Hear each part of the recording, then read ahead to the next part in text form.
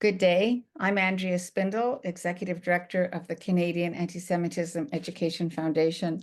Welcome to the new CAEF Web Talk series, The Many Faces of Muslim Anti-Semitism, in which we will feature a number of experts presenting on the topic from different perspectives, historical and current, answering your many questions about Islam, Islamism, and the alliance between what is often called radical Islam and leftism.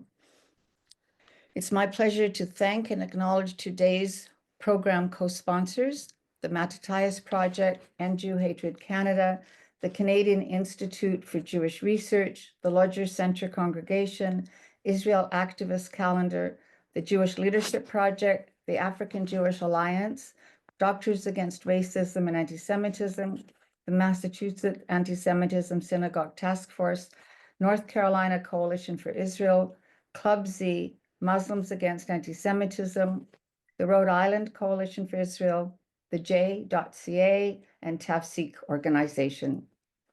For any of you watching and interested in the topic of this series and wanting to be a co-sponsor of the next webinars, please be in touch with me at Andrea, A-N-D-R-I-A, @caef.ca. Some may argue that despite there being different denominations, there's only one Islam, its precepts unchanged and immutable, while others say that the acceptance by a minority of a literal understanding and practice of Islam, as it was several centuries ago, is the current problem and is best expressed by the word Islamism. Today's featured speaker, Dr. Andrew Bostom, has made it a personal mission to study Islam, and he shares his knowledge to help the liberal democracies understand the rise of jihadist elements that have been terrorizing the world for centuries, but only seen in the West since 9/11. Born and raised in New York, Andrew went to medical school in Brooklyn and received his MD from the State University of New York in 1990, becoming an associate professor of medicine at Brown University Medical School in 1997. His attention to Islam came as a result of the September 11, 2021 attacks in the US by Islamic terrorists. He began intensely reading about Islam and was influenced by authors such as Bat Yor, whom I must add was also my introduction to the extremist aspects of Islam. He wrote his first book with encouragement by Ibn Waraq, another prolific writer about Islam. Dr. Bostom has authored several books on Islam, most notably The Legacy of Jihad, The Legacy of Islamic Antisemitism, Sharia versus Freedom, The Legacy of Islamic Totalitarianism. And as well, he has published in academic journals on anti-Semitism and written for major newspapers and magazines. Today's program will include a 1-hour presentation by Dr. Bostom, followed by a half-hour for Q&A. So please feel free to post your questions on Zoom using the Q&A function, and we'll see if we can get through many of the questions after his presentation. Please note this webinar is being recorded and will be available on our website and on our next CAEF bulletin. You may subscribe if you're interested in being on our list by going to www.caef.ca. CAEF is a registered charitable organization. All donations are welcome and will receive a receipt for tax purposes. And in Canada, the deadline for donations that can be used in your 2024 filing has been extended to February 28th, 2025. So that's the end of my paid commercial. I'd now like to invite Dr. Bostom to speak. Thank you very much. Thank you very much, Andrea. As I've outlined here, there'll be basically two main themes. The first, in the first case, I want to show you a number of surveys that have been done over the last 20 years. And there's a very consistent pattern to them, an unfortunate but consistent pattern to them. These are primarily, I'll be showing you primarily ADL data. They've developed a very simple instrument, which I'll show you. And they've applied it continuously over the last 20 years. And actually, as luck or whatever would have it, just last Tuesday, they released another enormous study of 103 countries. I will be showing you some additional independent data, including some Canadian data. that really validate what the ADL has demonstrated over the last 2 decades.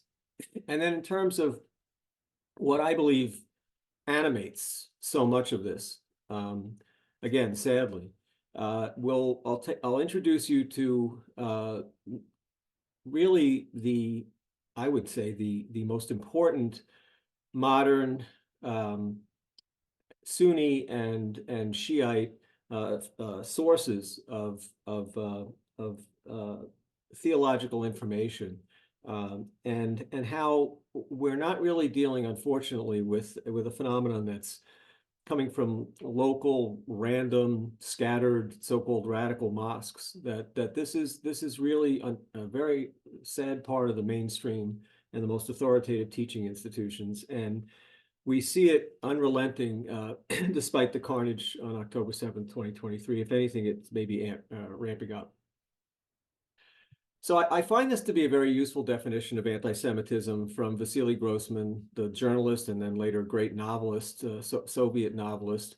And he was one of the first to report on the Treblinka concentration camp as a Soviet journalist.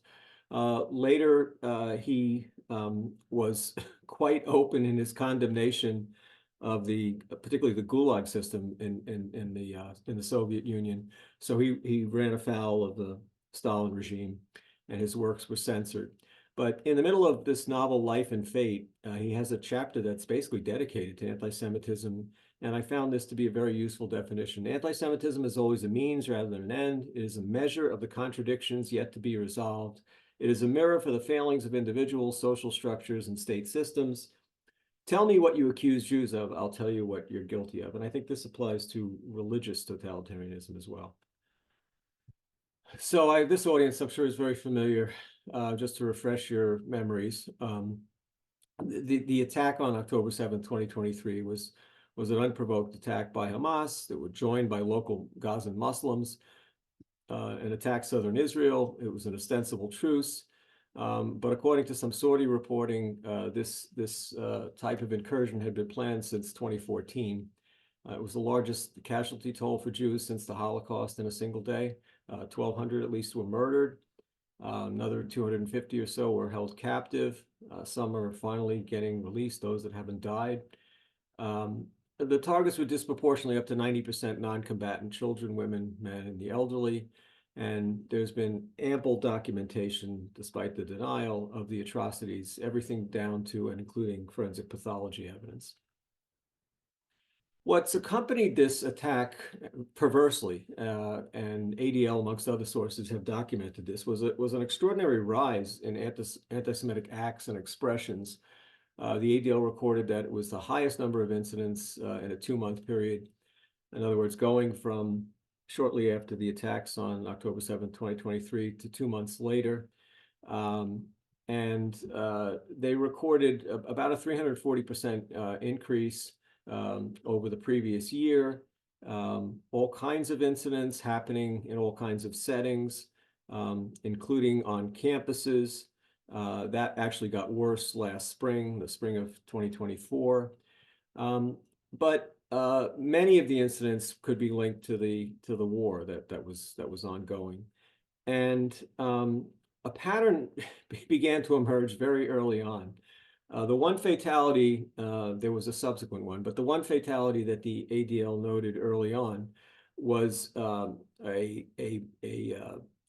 murder that took place during a small demonstration, and it was allegedly a pro-Palestinian protester. It turned out that it was actually a devout Muslim computer science lecturer at Cal State Northridge, and this becomes important, this omission. So for at least the past 15 months, there's been over 10,000 anti-Semitic incidents in the US alone, and the headline, I think, was appropriate. The world was normalizing anti-Semitism. At least 1,200 incidents on university campuses. Many, over 3,000, took place during anti-Israel rallies, and these rallies were accompanied by explicit support for terrorist groups like Hamas. ADL CEO Greenblatt actually related this spike to an ongoing uptick that was about a decade old. And over that period of about 10 years, he said that the ADL had seen about a 900% increase over the past decade. So what is the substrate to all this? Clearly, we're living in and it's abated a little bit since that enormous paroxysm of anti-Semitic incidents immediately after October 7th, but it's still it's settling in at unusually high levels. So I began to look at ADL questionnaire data really around 2006, but this is the 2004 ADL survey. It was changed about 10 years later in 2014. If you look at the first 10 responses, these are all, anti-Semitic stereotypes, tropes, whatever you want to call them. If you answer, the respondent answers affirmatively to the first 10, that's a positive response. That's an indicator of anti-Semitism. The 11th response, the 11th proposition, Jews are just as honest as other business people. Obviously, if you answer negatively to that, that becomes an anti-Semitic response. And the basic principle that the ADL has applied, whether it's this survey or the newer one, which I'll show you, is that if you have 6 out of 11, the majority of anti-Semitic responses, then you become an index case of extreme anti-Semitism. And I think it's a perfectly legitimate operational definition of what the ADL calls extreme anti-Semitism. So again, I wasn't aware of the survey in 2004. I became aware of it secondarily through this paper. This was a paper that was published in the Journal of Conflict Resolution by Kaplan and Small. And here the hypothesis was, if you look at anti-Israel sentiment, which the ADL had also collected in that 2004 survey, it would predict anti-Semitic, the scaled anti-Semitism variable that the ADL had, the extreme anti-Semitism. And, it's a very straightforward hypothesis, and obviously that was true. What caught my eye, however, was hidden in this table in the same paper. And here they looked just at the extreme anti-Semitism variable. And this is a very striking estimate of relative risk and odds ratio to see, where basically compared to Christianity and adjusting for all kinds of potential biases, confounders, being a Muslim was almost 8-fold more likely to confer this extreme anti-Semitism. And in fact, what was getting back to the ADL survey, when I went back and read the ADL survey after discovering this paper, the ADL survey didn't even mention that they had basically a Muslim oversample in it. And so this was the first time that I had seen any data like this. And I did have the opportunity to meet Charles Small at a meeting not too long after this paper was released. And I asked him, well, this is an incredible odds ratio. Why wasn't this the main feature of your study? And his response was a shoulder shrug, which is often what I get.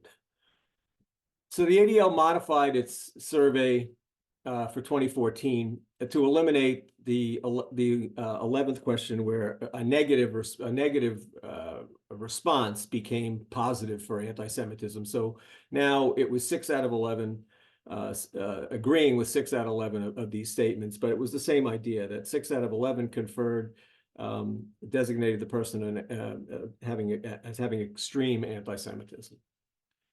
And this was a worldwide study, and again, perhaps not surprising to this audience, the 16 most anti-Semitic countries in the world were all in the Middle East and North Africa, and there the prevalence of extreme anti-Semitism was anywhere from 74 to 93%. When ADL presented the data by religious grouping only, regardless of country, and across the world, again, Muslims were disproportionately anywhere from 2 to approximately 3-fold more likely to harbor extreme anti-Semitism as a religious group, regardless of country of nationality. So I looked at data that the ADL collected when they started moving into Muslim diaspora populations and oversampling Muslim populations in Western Europe and ultimately in the United States. And I noticed the same phenomenon. And the most recent data would be the data from France, and these were reported in 2023. And again, what you're seeing is that using Christians or non-Muslims as a referent population, that the likelihood that Muslims would have extreme anti-Semitism was anywhere from 2 to 4-fold. Even in the United States, which is a much more philo-Semitic country, doesn't have Europe's history of Christian anti-Semitism in particular, it's about a 2.4-fold ratio. Now, I think these are dated. These are old data for the United States. This is 2017. I think it's only gotten worse. Now, these are the data that I mentioned in the opening that were just put out last week, and they're very disturbing. This is the same methodology as the 2014 survey, 10 years later. And now we see that, yes, again, the Middle East and North Africa have these extraordinarily high levels of extreme anti-Semitism, but it's also very high in select Asian countries and Turkey. And Indonesia was the most striking. Indonesia is the largest Muslim country in the world. It's about 278 million. According to the ADL, and again, using the same survey, the prevalence of extreme anti-Semitism it has doubled in the last 10 years in Indonesia. And this is not getting enough attention. And in fact, I went back and looked at a report about there are 200 Jews, 200 total, out of a population of about 278 million. And in a report in Ynet from 2017, they reported that they were being threatened with death if they dared to wear kippahs outside. This was in 2017. So this is something that's been brewing. There's a lot of sentiment for the Sharia in Indonesia that's been captured by Pew polling.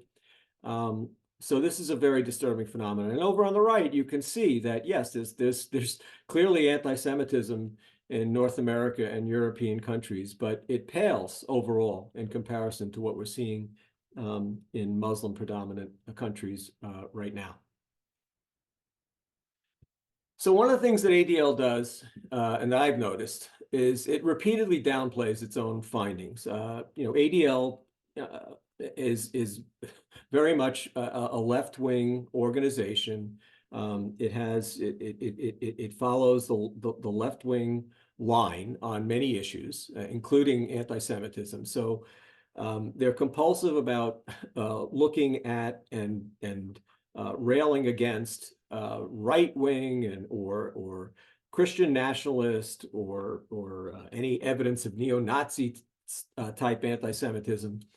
But despite their own data, they really downplay what is by far the most prevalent source, which is Muslim anti-Semitism.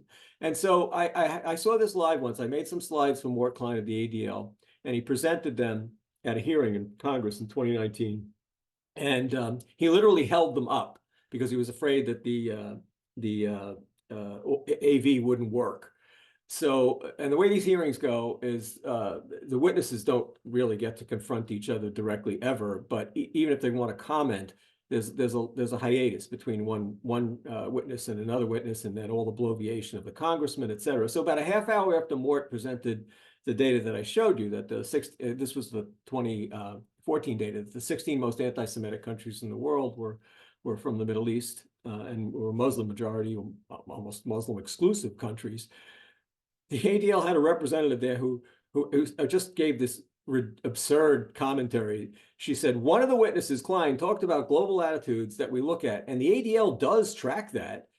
Vulnerable, marginalized communities have bigotry within them. Well, I'm sorry, but populations like Yemen and Saudi Arabia, where there are basically no non-Muslims and certainly no Jews, Muslims are not a minority vulnerable population. So it was a very bizarre comment.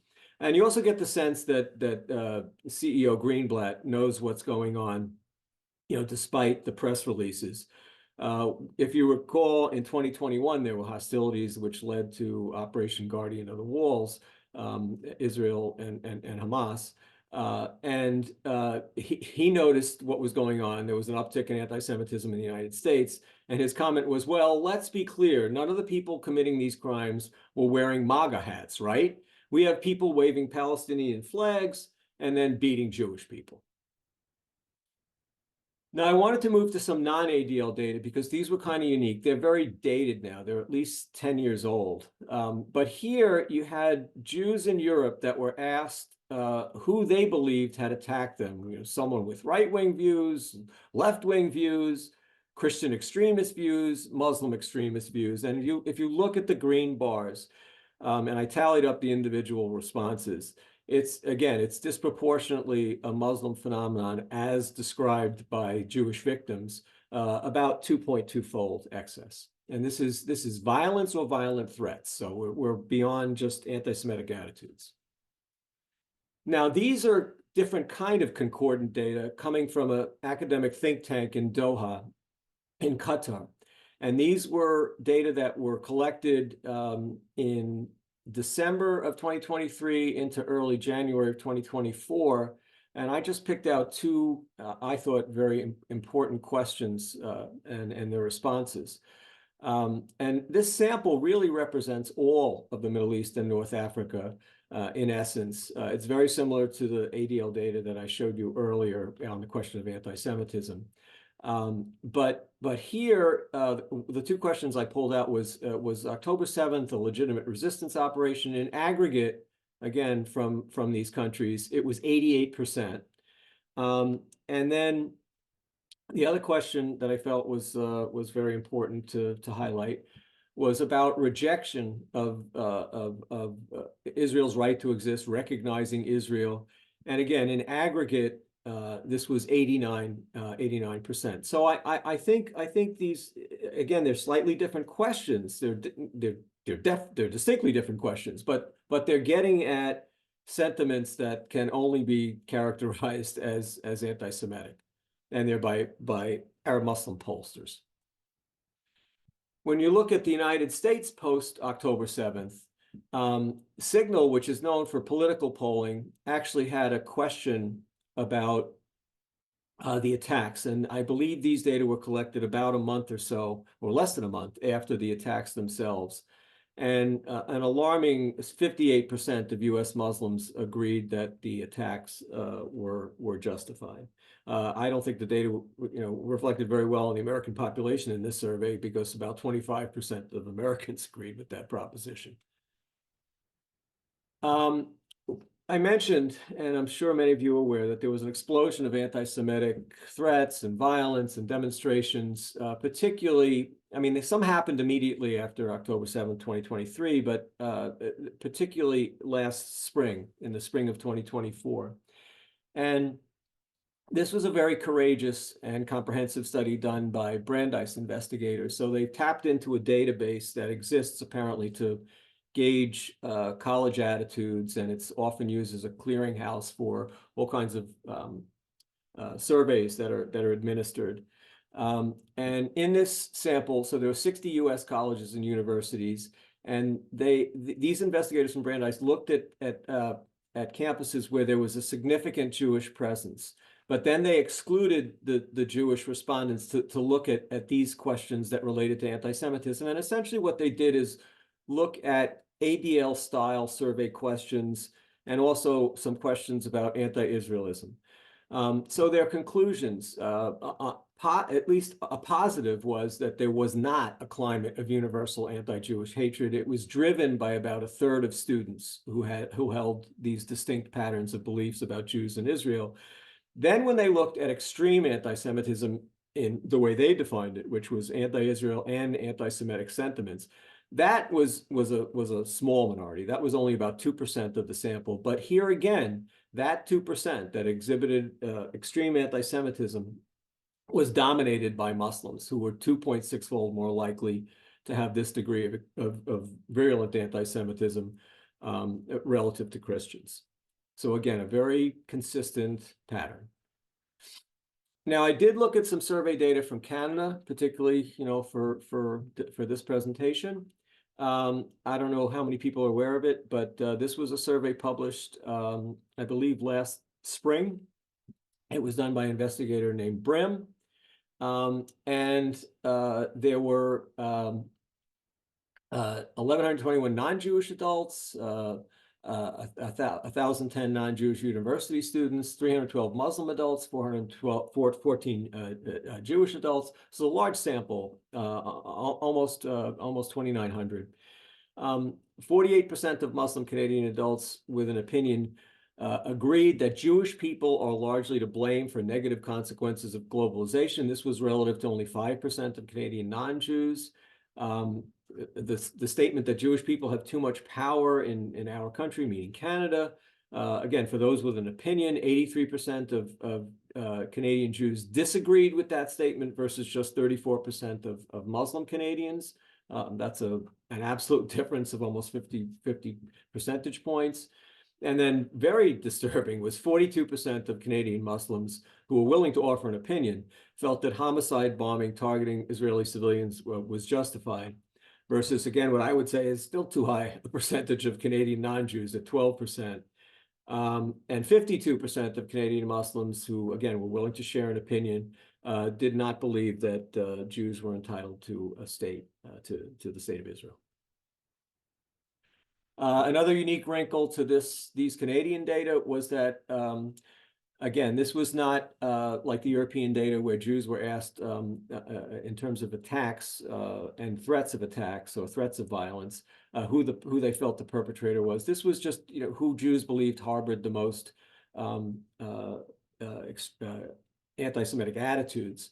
And again, you see it's dominated by Palestinian Canadians, Arab Canadians, and Muslim Canadians. These Brim put together his own scale of anti-Semitism, and again, Muslims were the most likely to have this summary score of negative anti-Semitic attitudes towards Jews.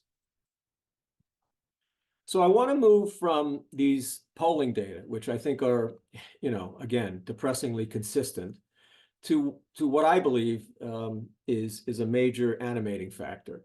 And we can start by looking at the Hamas Charter, the Hamas Covenant. And when you look at it, even before the preamble is a Quranic verse, the third surah chapter, the 112th verse, which is a statement that the Jews are to be kept in permanent degradation. And this became part of Islamic law, the Sharia, because of their alleged transgressions. And one of the major claims against them is so-called prophet killing and just transgressing the will of Allah. Then you move on to the preamble, which extols the Muslim Brotherhood and Hamas's connection to it. And then Article 7 is a canonical tradition of Muhammad, and it's some of you may be familiar with the rocks and trees, Garkad tree hadith, where essentially he's claiming that the Jews had to be slaughtered to usher in the Messianic age. Article 15 is a real world article. It's not part of Muslim eschatology, end of times. It's essentially a summon to the global Muslim community, or Ummah, to join Hamas in waging a jihad to destroy Israel as a political entity. Something remarkable took place in 2011. Stanley Greenberg, who's best known here in the States as a political pollster of the Democrats and of the Clintons in particular, for both Bill and Hillary Clinton's presidential campaigns.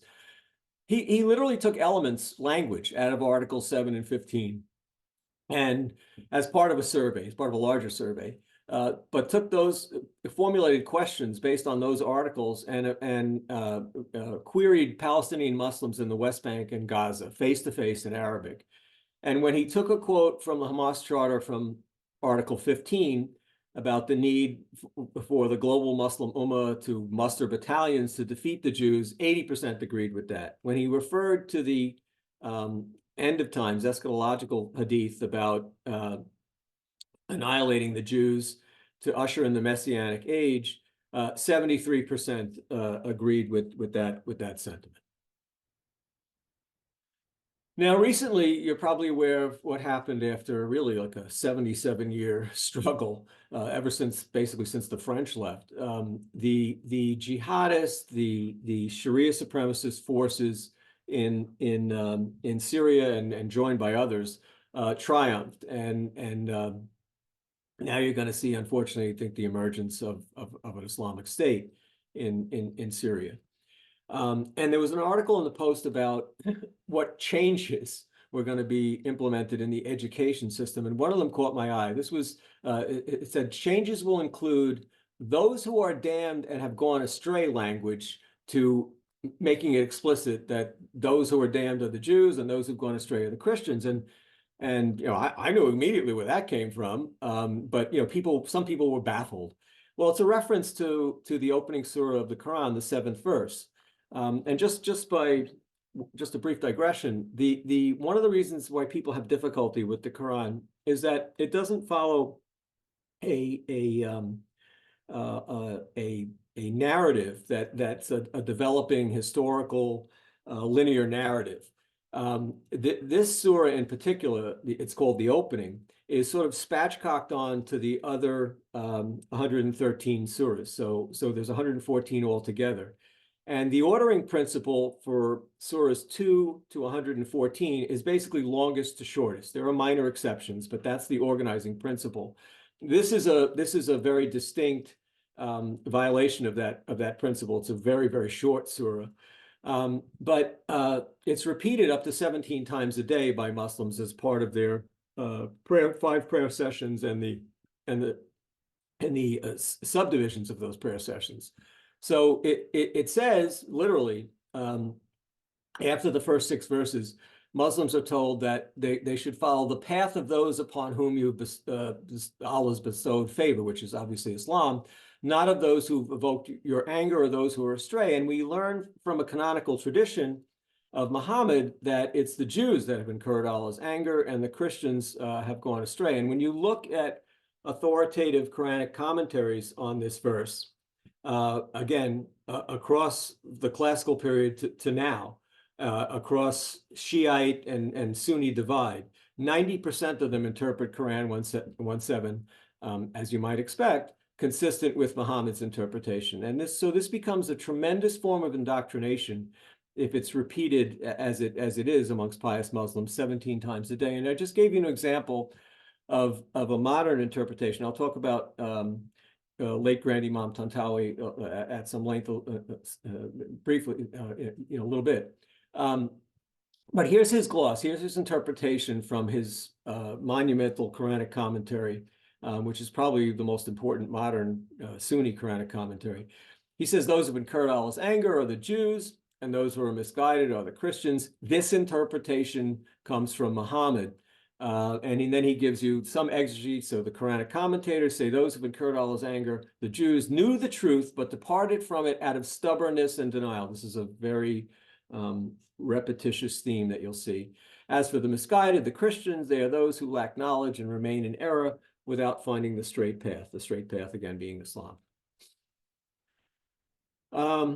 So when I completed the first edition of the Legacy of Islamic Antisemitism, there was a long lag time between the manuscript and the typesetting and editing and the final production. And so I decided to engage in a little exercise, which I didn't include until I put out the updated edition in early 2020. But I decided to ask a whole bunch of public intellectuals, think tank denizens, scholars, etc., including actually a former Israeli ambassador to the U.S., about something that I had come across. And I just asked them, if they thought it was anti-Semitic, racial, ethnic, and most importantly, would they hazard a guess as to where and when it was written based upon the context? And here's the quote: "Our people, the Muslims, observing thus the occupations of the Jews and the Christians, concluded that the religion of the Jews must compare unfavorably, as do their professions, and that their unbelief must be the foulest of all. since they are the filthiest of all nations. Why the Christians, ugly as they are physically less repulsive than the Jews may be explained by the fact that the Jews, by not intermarrying, have intensified the offensiveness of their features. Exotic elements have not mingled with them.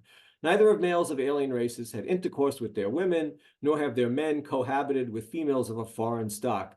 The Jewish race, therefore, has been denied high mental qualities, sound physique, and superior lactation. The same results obtained when horses, camels, donkeys, and pigeons are inbred. And so the responses were very unsurprising to me, which is really why I had launched into this monumental task of putting together the legacy of Islamic anti-Semitism in the first place, because they repeated these standard tropes, these what I would say are standard misunderstandings of the whole phenomenon of Islamic anti-Semitism, that it was really a modern phenomenon exclusively. And you could trace it back to the beginning of the Zionist movement, to the Arab-Israeli conflict, however far back you wanted to go with that, to the Mandate. You could see elements of the Tsarist Russia protocols of the Elders of Zion, and then, of course, standard European racist or fascist Nazi propaganda, and obviously Christian Judeophobic motifs. And it was just a hodgepodge, again, relatively modern, of those kinds of things, introduced, you would often see, by missionaries to the Middle East. And these were examples of the comments I got. Of course, it's anti-Semitism of the most vile racist stripe, which leads me to think that it likely dates from the 19th century at the earliest. It also sounds like the sort of thing one would read in the anti-Semitic popular literature of the Edwardian period. So my guess would be somewhere between 1830 and the 1920s. I imagine this was written under the influence of modern theories of racial inferiority. I would say this is from a sermon in the Gaza mosque this past Friday. Any mosque, could be any mosque in the Muslim world or Nazi Germany. If it weren't for the first line, definitely racial. How about current Saudi Wahhabi establishment? I have no idea who said it, but I'll hazard a guess just for sport. The Mufti of Jerusalem, circa 1940. Probably just last week from one of the mullahs in the UK. Yes, racist to the points of being Nazi-like. I would say the Mufti of Jerusalem or some other Islamo-fascist or maybe contemporary Wahhabi. It's the usual modern boilerplate from the Middle East. Well, they were all off by about 1,000 years. The quote was from an Iraqi polymath, al-Jahiz, who died in 869. And he was commissioned to write really what was supposed to be an anti-Christian polemic by Caliph Mutawakkil. And Mutawakkil understood that, first of all, he was surrounded by Christian powers, Christian enemies, the Byzantine Empire, the Armenian Kingdom. And the Jews were crushed and living as dhimmi under Islamic law, had no nation. They were not a threat to him. But what Mutawakkil noticed, and it disturbed him, was that the general population of Muslims hated the Jews much more than they hated the Christians. And so that's why he commissioned al-Jahiz to gin up anti-Christian sentiments. And what Jahiz noticed is that, first of all, his ruler was correct. That the popular sentiment was worse towards the Jews amongst the Muslims than it was towards the Christian. And he surmised that it was because of Quran 582, which is a very anti-Semitic verse in the Quran. And also because of the history, the Muslim history at least, of this so-called rancorous interaction between Islam's prophet Muhammad and the Jews of northern Arabia. And that's described in detail in the early traditions of Muhammad, and it's also described in the early biographies of Muhammad, the Muslim biographies. And I just gave you an example of Tabari's gloss on Quran 582. Tabari was a great historian as well as a major early Quranic commentator. And he says, in my opinion, the Christians are not like the Jews, who always scheme in order to murder the emissaries and the prophets, a very recurring theme, Quran 261, 3112, other places, and who oppose Allah in his positive and negative commandments, and these are verses from the 5th surah, and who corrupt his scripture, Quran 279 and 3187, which he revealed in his books. And I found that this idea that the reason for the animus was coming from either Quranic 582 or the relationship between Muhammad and the Jews of Medina and northern Arabia was also understood by a Sufi theologian in that same era, except he thought it had more to do with the interactions with Muhammad than with this Quranic verse. So let's look at the modern era. And this is where I think that people have to begin to focus a lot more attention. Al-Azhar University has really been the nearest you'll get in Sunni Islam, which is 90% of Muslims, to a Vatican equivalent since the 12th century, since the period of Saladin. And its papal equivalent, again, are the nearest you'll get in Islam, in Sunni Islam, to grand imams. Starting in 1947, so this was just upon the announcement of the partition plan. So there is no state of Israel yet. A fatwa is issued for, again, basically these are calls to all Muslims to wage jihad to prevent the creation of the state of Israel. Again, in 1948, at the outset of the War of Independence, about 9 months before the Sinai War, again at the outset of the Six-Day War in 1967.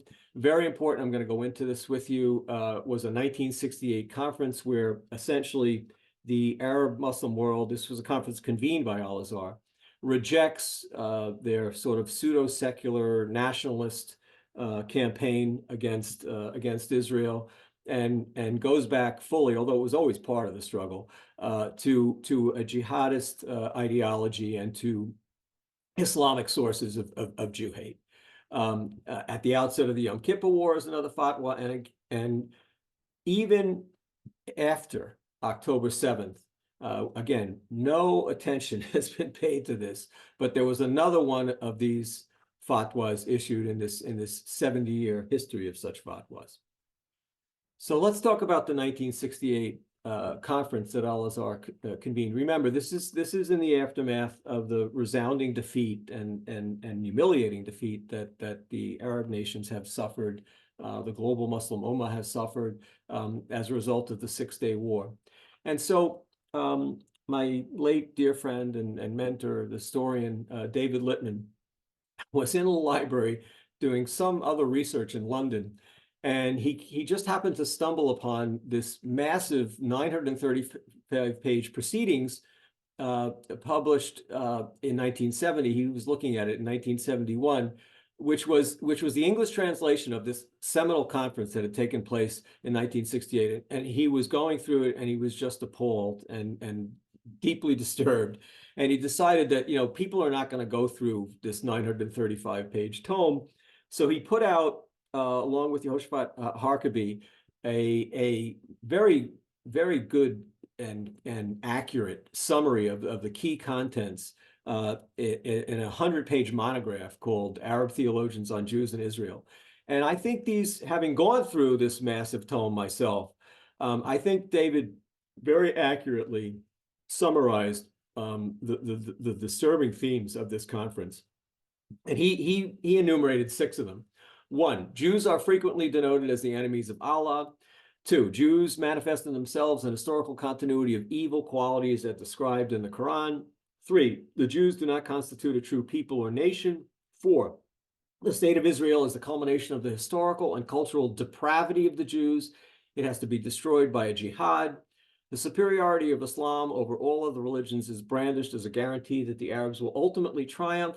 6, it is outrageous for the Jews, traditionally kept by Arab Islam in humiliated inferior status to dhimmi condition and characterized as cowardly, to defeat the Arabs, have their own state, and cause the contraction of the abode of Islam, the Dar al-Islam.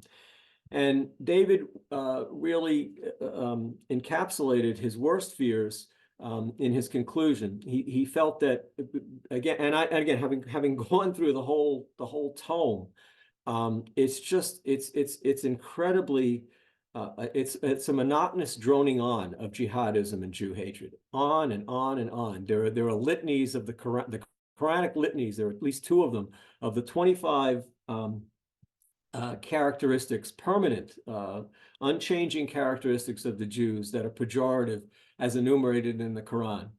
It's endless like that, and multiple presentations on the jihad and the necessity for the global Muslim Ummah to destroy Israel as a state, certainly.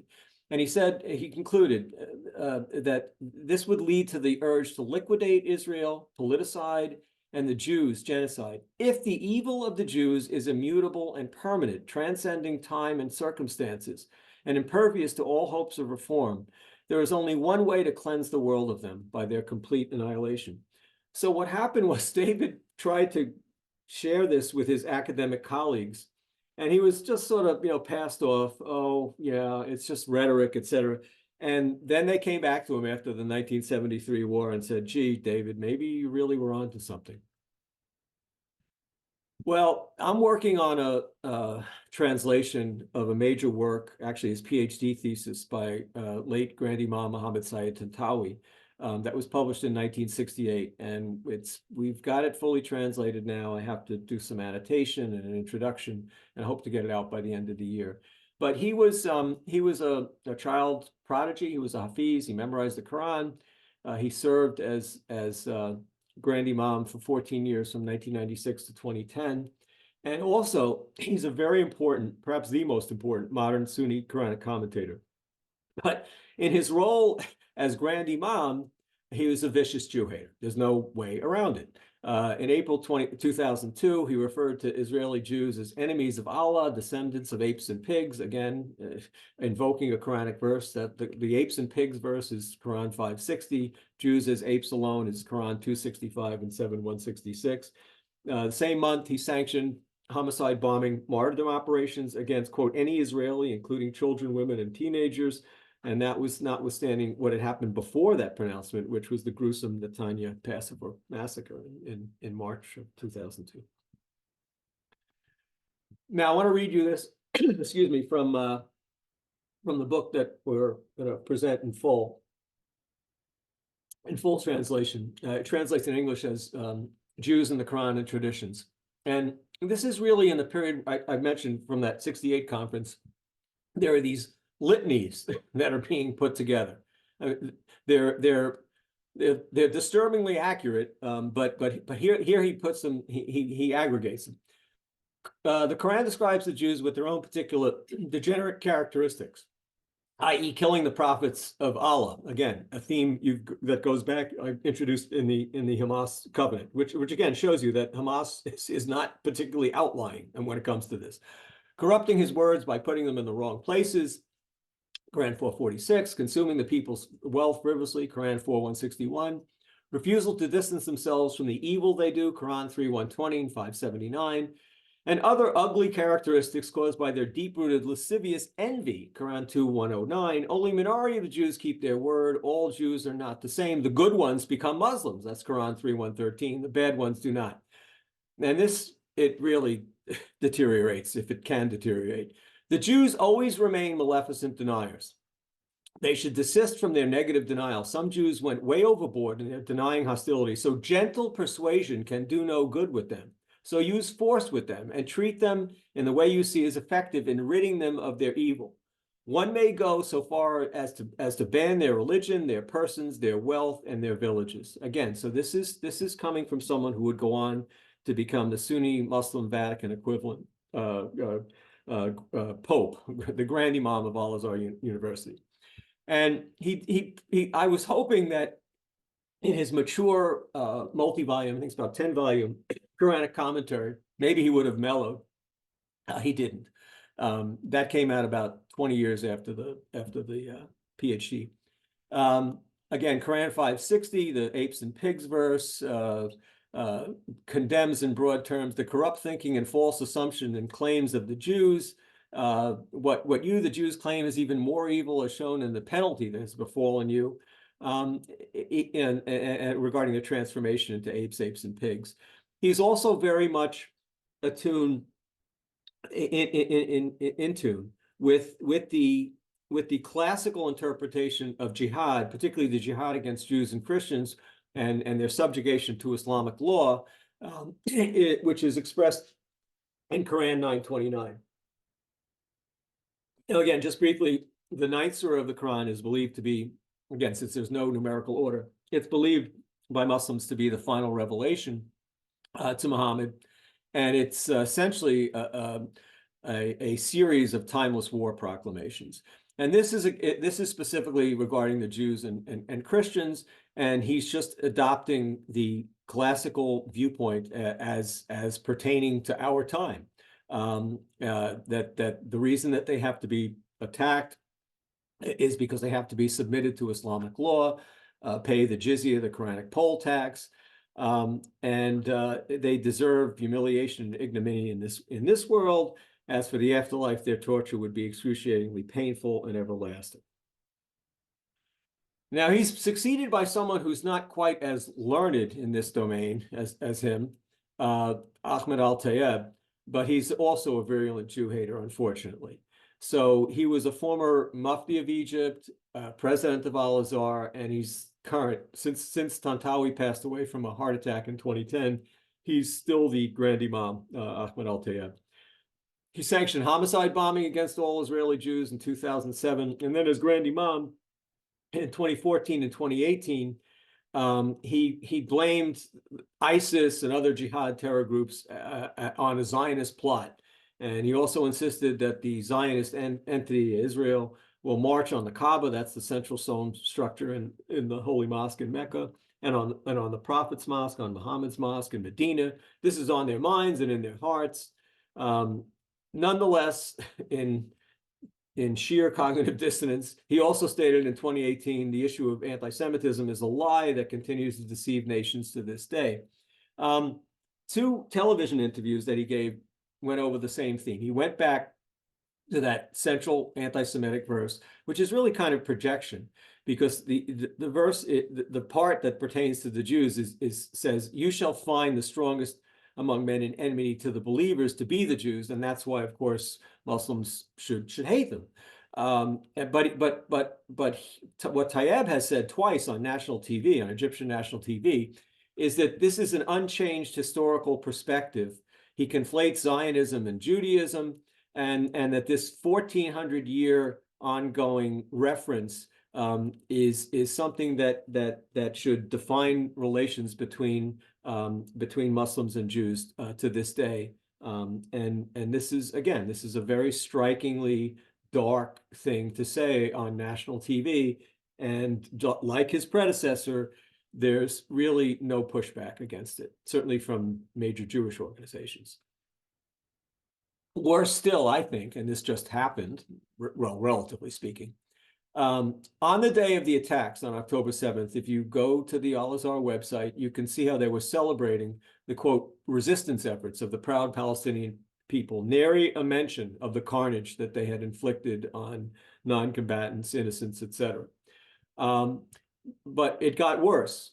Within 2 weeks of the attack, another one in this litany that I've showed you of fatwas calling for a jihad was issued, and it was against, quote, Zionist settlers. And in this parlance, it's all Israeli Jews. They're all legitimate targets of jihad. There are no combatants, because after all, most able-bodied Israelis serve in the IDF. No pushback on that fatwa either. And just very briefly, there are, the lesser clerics at Al-Azhar on their Facebook pages commented praising the Hamas attacks, getting into Quranic motifs of Jew hatred that you're now familiar with.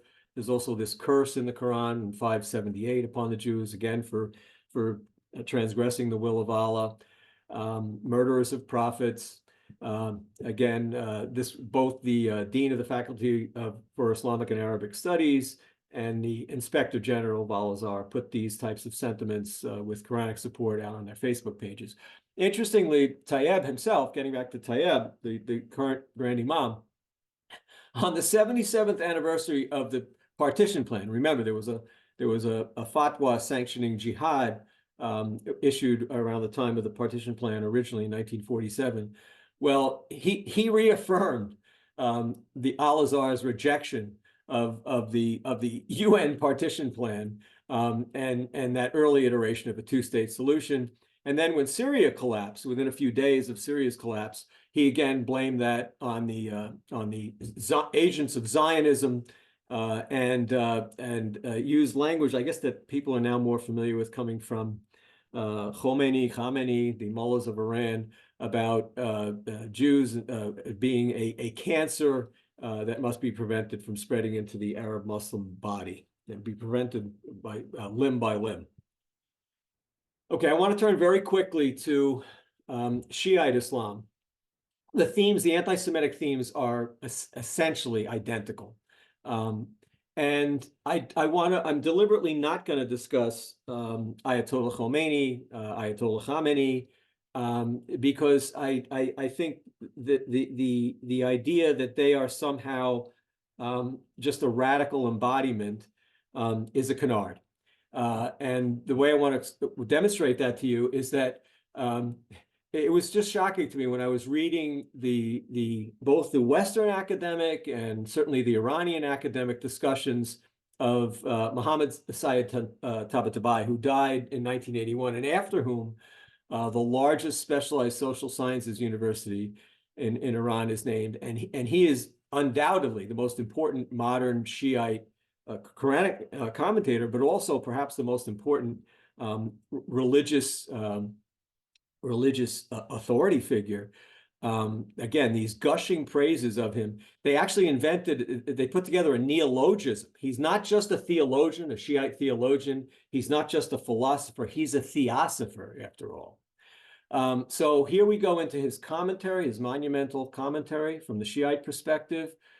Just to give you the flavor of it, he's talking about beginning at Quran 240 to 244, and then he says, that's continuing for over 100 verses. Now begins the rebuking of the Jews that continues for more than 100 verses, and he gets down to brass tacks. They repeatedly broke the covenants made with Allah, committed capital sins, heinous crimes, and shameful deeds. More despicable was their spiritual poverty and moral bankruptcy, and open defiance to their book and total disregard for reason.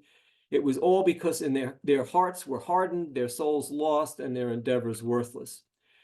He has his gloss on Quran 582, and he again makes it timeless. The enmity of the Jews toward the divine religion Islam and their sustained arrogance and bigotry have continued exactly in the same manner, even after the Prophet.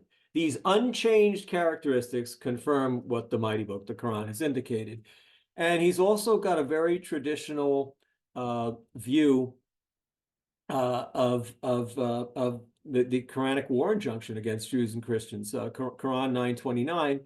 And he says it's for a very specific, the attacking, the humiliating is because you cannot have non-Muslims rule a society because of their lunacies that corrupt human societies. And so he says, fight them and persist in fighting them until they are humbled among you and submit to your rule.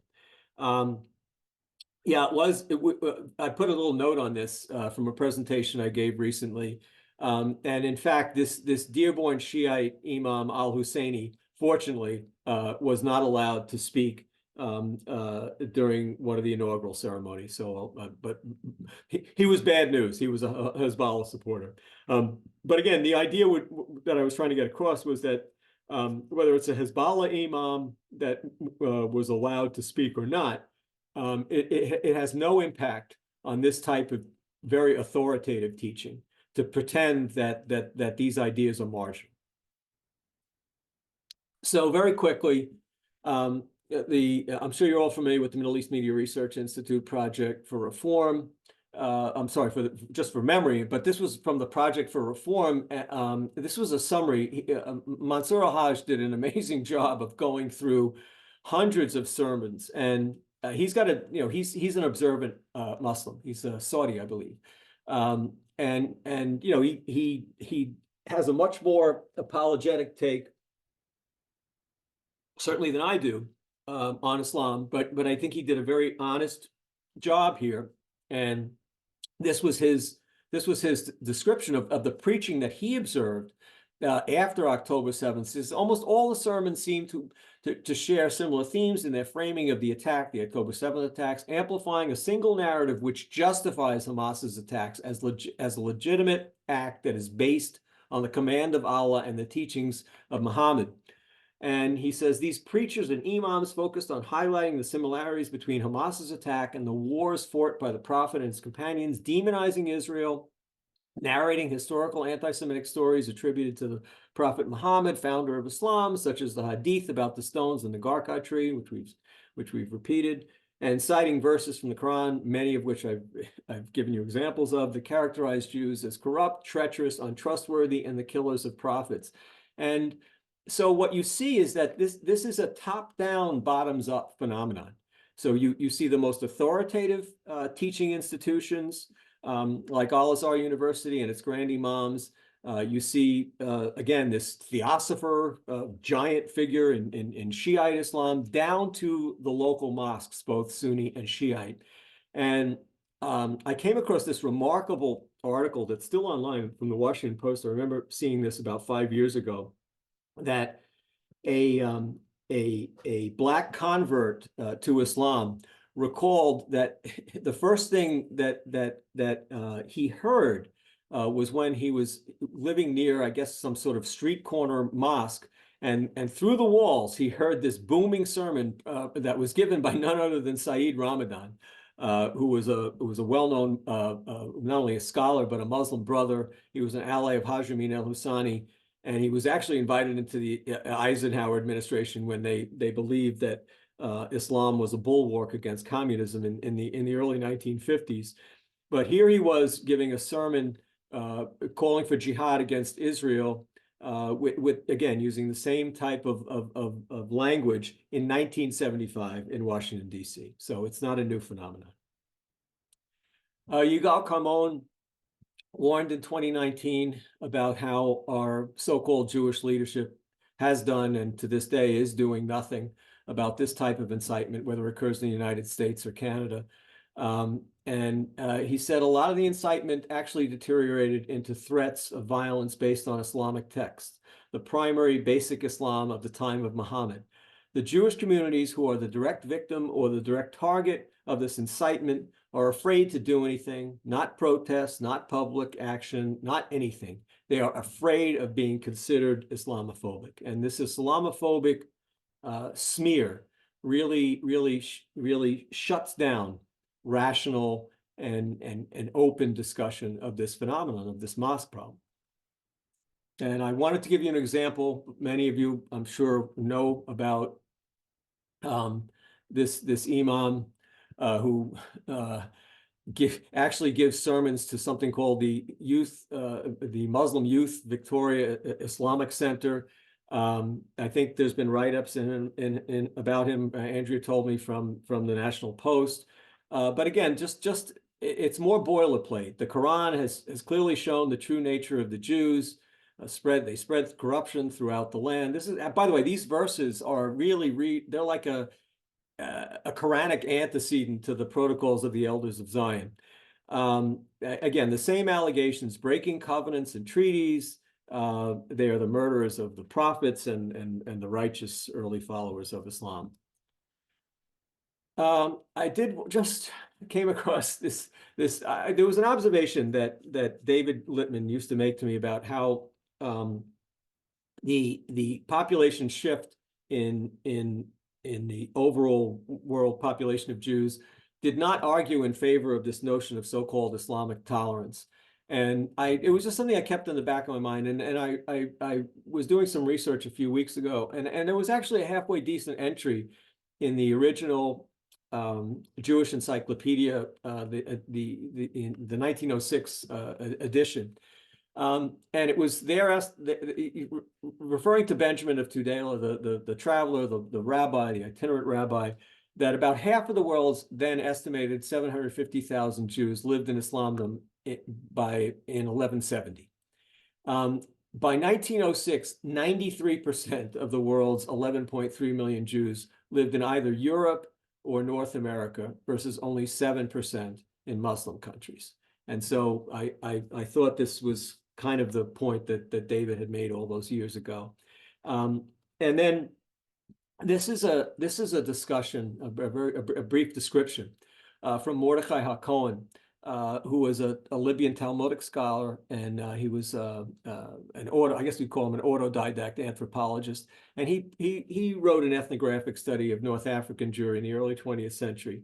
And he was describing, in his estimation, the overall impact of the Jews on the Muslim conquest, the various Muslim conquests, and the colonization of North Africa. He said, the Muslims, pressed the Jews to enter the covenant of the Muslim religion. Many Jews bravely chose death. Some of them accepted under the threat of force, but only outwardly. Others left the region, abandoning their wealth and property and scattering to the ends of the earth. Many stood by their faith, but bore an iron yoke on their necks. They lowered themselves to the dust before the Muslims, lords of the land, and accepted a life of woe, carrying no weapons, never mounting an animal in the presence of a Muslim, not wearing a red headdress, and following other laws that signaled their degradation. So in conclusion, these are very basic conclusions. So when you see this consistent polling data demonstrating disproportionate, anywhere from 2 to 4-fold greater, and sometimes greater than that, extreme Muslim anti-Semitism, you have to share it. You have to see that it's recognized and discussed without censorship. It's shocking to me that so many people are unfamiliar with these data. And then once familiarized with it, they don't seem to want to talk about it. But it's where you have to begin discussion of the phenomenon, not just of Muslim anti-Semitism, but of anti-Semitism in general. I mean, you have to be able to quantify it and then maybe triage it. And it's the same thing with this institutional, authoritative inculcation of virulent anti-Semitic themes from Islam's core texts.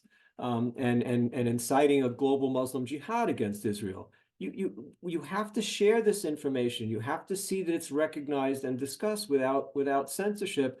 Otherwise, you're dealing with a problem in a state of disorientation. And this is my personal belief, is that Islam desperately requires something akin to Vatican II and Nostra Aetate.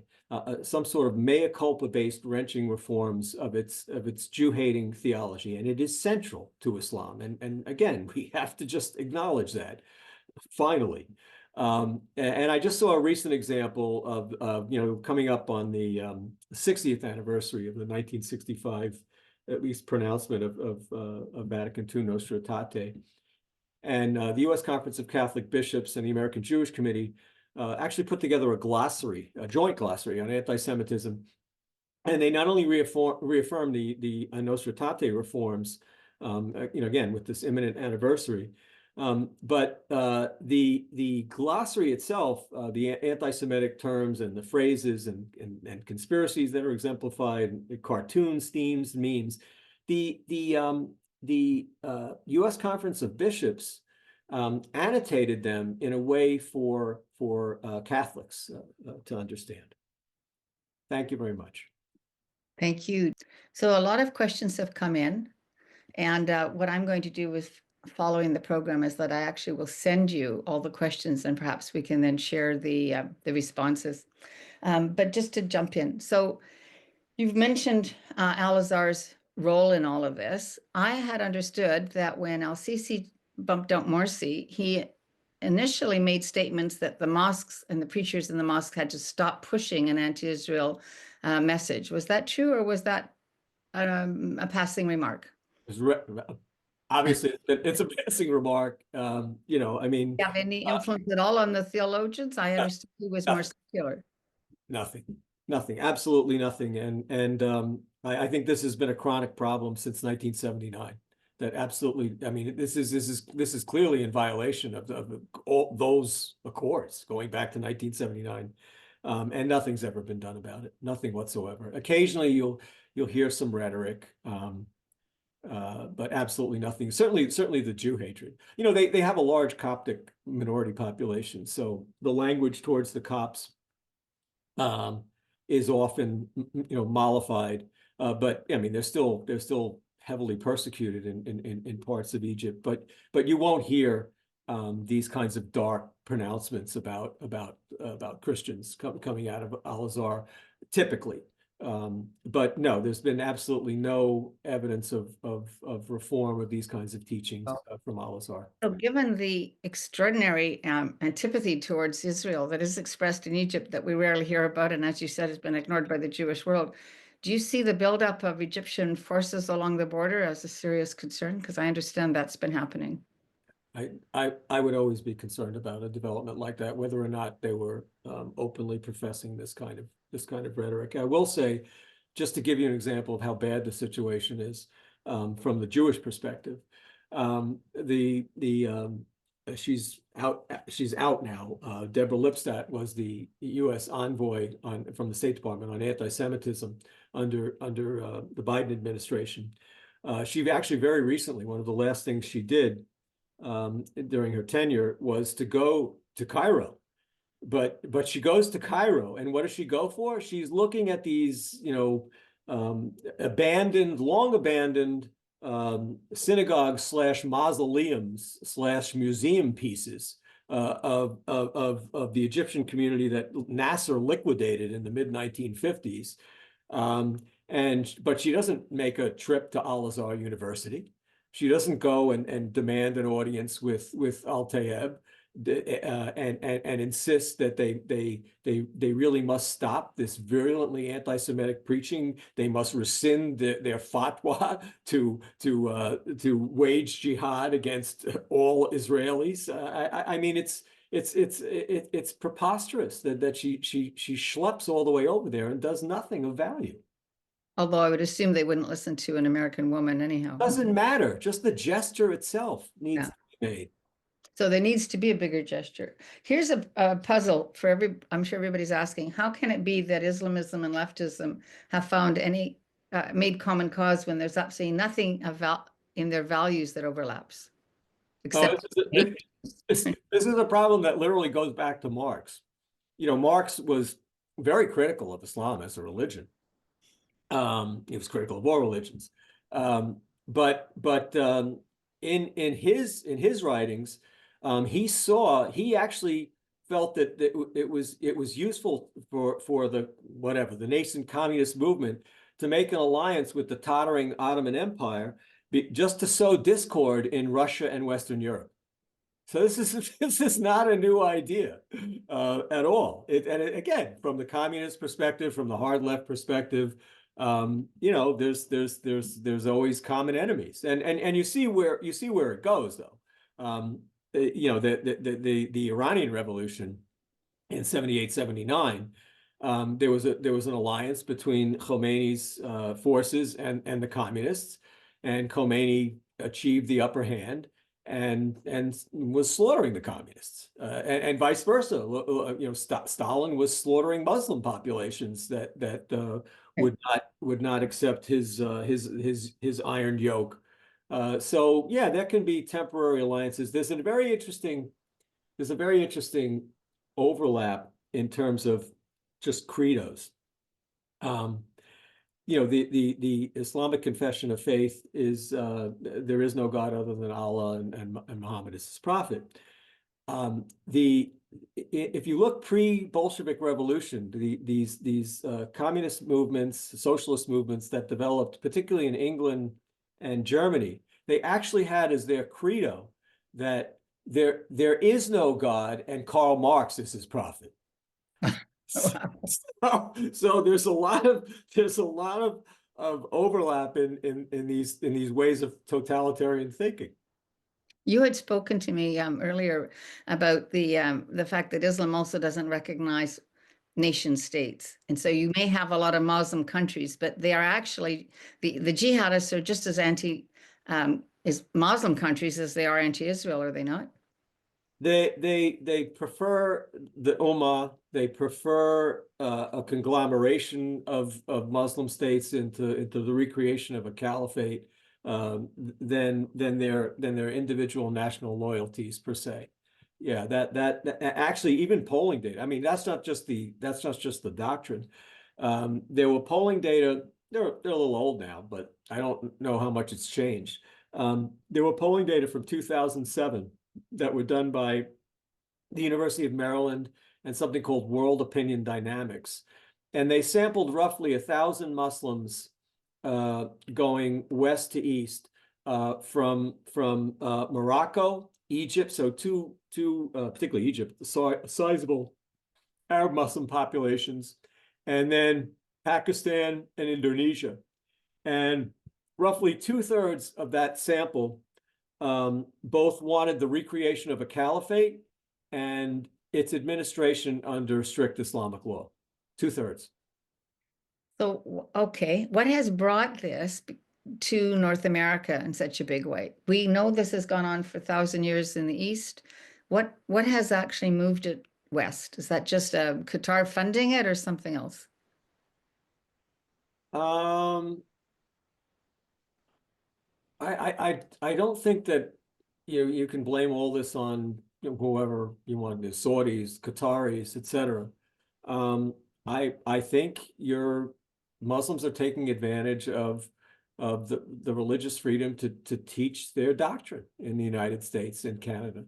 And this is where it leads. And this is where it leads. If I remember correctly, having read it 15 some years ago, suggested that there was a plan. A migration was an actual Muslim plan. Well, look, I mean, but that's not, she's talking about, no, there were things that were bizarre about what she wrote about in terms of Europe and Arabia. There was when you look at the journal itself, Eurabia, there was actually a journal produced for several years in the mid 1970s where you had these, I mean, frankly, lunatic French, British, Arabophiles, Islamophiles that did see a fusion of both sides of the Mediterranean. But that's not a particularly a Muslim perspective. The Muslim perspective is more one of conquest. Right. So when you have these delusive ideas, and I guess as Giselle put it, as Badiou put it, there was the European side to it was as a bulwark against both the United States and the former Soviet Union, etc. But really, it was a fusion of cultures. The Europeans, again, these delusionists may have actually believed that was possible. I don't know. But from the Muslim perspective, it just facilitated conquest. Well, from what you describe, it makes it fairly abundantly clear, really, that we're in a battle of civilizations. So, yeah, I mean, Huntington was absolutely correct. I mean, where does that take us? There are a number of questions. I won't get into all the details, but people would like to know if you have suggestions on how we battle this. we're so far behind Mm-hmm. that I think we have to start with the basics, which is just not being afraid to discuss, and to discuss what's going on. I mean, if we can't even discuss what's going on, I don't think the solutions are easy at this point. I think Our politicians are just as afraid as the average person of being called. they're more afraid. They may be more afraid. Right. But it's a vicious cycle, and it just makes matters worse if we're not willing to talk about things like this. Because some of the solutions would in fact suggest that if we're not going to be able to integrate the Muslim population that we have here into a more into a framework that is a live and let live and nation state framework, then certainly we shouldn't import more of them. I mean, these are basic questions that we need to. But if we're too afraid to discuss, look, all that I've presented here, certainly all the modern stuff, it's all open source. I mean, there's no debating what's going on here. I mean, we have the polling data, we have the constant pronouncements. I'll give, for example, I gave a talk in mid-December, and it was, again, very, very similar to this type of presentation. And I was asked at the end of the presentation, had I looked into mosques in my home state of Rhode Island? And I had to admit, I've been living there since 1990, and I hadn't. I hadn't, and I decided that, you know, really, it was my obligation, given what I'm writing about, you know, given what I'm researching, and I wouldn't say I was shocked, but it was very depressing that in my own neighborhood, you know, these same themes, uh, 2 days after the horrible attacks in New Orleans, uh, in my state, the Islamic Center of Rhode Island gave a sermon that didn't acknowledge the attacks at all, so didn't condemn them, and didn't even bother going through sort of an apologetic, well, you know, these were horrible attacks by a man who claimed to be a Muslim, you know, Islam rejects, you know, this type of behavior, et cetera, et cetera. Not even that, no mention of it. What the sermon was about was this idea that the imam didn't like nationalism, but he didn't even bother mentioning U.S. nationalism. He didn't like Pakistani nationalism. He didn't like Egyptian nationalism. He didn't like Saudi nationalism. It was all ummah, and because the Muslims, Quran 3:110, are the world's best people, and the idea of unity is central.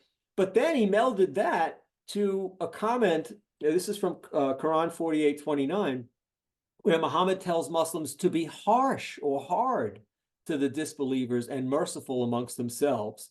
And that was the English part. When I got through what the Arabic was, with the help of both AI and some very good translators that I work with, that it was an open call for jihad against disbelievers and as he put it, polytheists. I mean, this is just on at minimum, it was an extremely insensitive sermon to give 2 days after New Orleans. I subsequently found that a year ago, January, this same imam went through a lot of the themes that I discussed here, in terms of the Jews as prophet killers, as corruptors. He went through Quran 1:7, that verse that's in the opening surah of the Quran. He even went through a hadith which describes how Muhammad said that was the most magnificent or the greatest verse in the Quran, this opening, the Fatiha itself. And then, of course, mentioned the Jews as those, you know, who've incurred Allah's anger, and segued directly from that in English into well, if the Jews are capable of killing prophets, of course they're capable of the genocide in Gaza. Directly into that. So, and this was something for all I've been doing for the last 20 years, I had never looked at the mosques near me. I think people would be surprised to learn that you can find online, in English, a lot of the sermons of local imams in the local mosques in your own Facebook pages. I would Facebook encourage pages. you to do that. I have found it quite shocking, but they're often posted, and they're often in English if they're local. And maybe people need to start to record them and note them and provide this information to organizations that are tracking terrorism. That's what I've just started to do locally, for the first time in all these years. I'd never done it before. Right. Because I think that there could be more of that, as I mentioned to you when we spoke earlier, that I had seen that there's even a Muslim policeman in Toronto that appears to have been saying some of these things. So we need to encourage people to do that. I want to jump from this to President Trump signed a number of executive orders pretty rapidly, including condemning and shutting down what I would call extreme leftism as seen in the DEI policies throughout government organizations and even nonprofits. Could he as easily sign something, I don't know what it would be, to deal with the radical Islamic stuff we're talking about? You mean like mosque sermons? Yeah, No, I don't think not they've with got the the first. freedom of speech, right? Yeah, not with the First Amendment. No, I Oh, mean, speech. unless you have direct incitement, like if a Yeah. mosque preaches, you know, that the Israeli ambassador or the U.S. ambassador to Israel, the Israeli ambassador to the U.S. or U.S. ambassador to Israel, you know, during a visit or something else, should be killed. You know, you unless there are direct threats to or the head of the ADL, you know, or the AJC should be killed. I think it's protected what they're saying, all the things that they're saying. As a matter of fact, there was one sermon that I saw at the Kansas City Islamic Center this is a really awful motif that you see in the Middle East, but this is the first time I'd ever heard in the United States, where he gives this, frankly, very boring sermon in English. I don't even remember exactly what it was about, but it was inside Muslim baseball piety, whatever. And then at the end of that sermon, he launches into this, oh Allah, count the Jews and kill them one by one. And so, but I think even that is essentially protected because it's not a specific Jew, but I'm not a First Amendment lawyer. Religious text. If you I'm put not religious text. Well, it's not even a text. I mean, that's the one thing where they may have them, because it's not a text. There's no text as dark as these texts can get. There's no text like that. But I still think it might have been protected. But the point is, no, other than memory, which captured it. Other than I wrote about it. No one does anything about it, Andrea. That's the bigger problem. No one says anything about it. Just as we're wrapping up, maybe the last question. We know that this is what's taught in the schools in Gaza, in Judea and Samaria. This is the PA text as well. It's taught in UNRWA. UNRWA is the school, but it's the Hamas ideology. Okay. Do you think that there's a possibility of undoing really what is the brainwashing of young Arab kids who are taught all of this? Well, there's some evidence that there's been a little bit of reform, of the textbooks, which, look, you have to be thankful for anything. There's an Israeli group that monitors textbooks, and so some of the materials, I think it was Egypt recently, took some of the materials out. But it's going to appear in the mosques. I mean, which is also problematic. That's why I think the reforms have to come at the major teaching institutions like Al-Azhar, so that then it filters down, because that's exactly what happened with Vatican II. The catechism was changed, and the one of the observations, by the way, it was a Jew, Jules Isaac, who was a hero of the Battle of Verdun, was wounded, was also an Jewish historian who produced the major secondary school history textbooks in France. The movement actually started before World War II, and obviously it was catalyzed by World War II. It was started by French clerics, believe it or not. What Isaac imparted to them, and he lost half his family in the Holocaust, was that the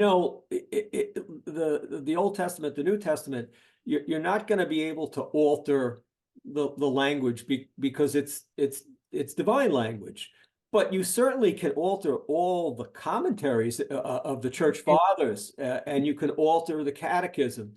And so that's what they focused on, and they actually presented to two successive popes, and by the late 1950s, they made a lot of headway. And there were changes. Look, I saw it in my lifetime that things did change after 1965, in terms of local day-to-day sort of episodes of anti-Semitism. It's hardly a perfect process, but it's something. Well, but is this what's happened in the Abrahamic countries, the countries that signed the accord, the UAE and Bahrain? Did they change the liturgy?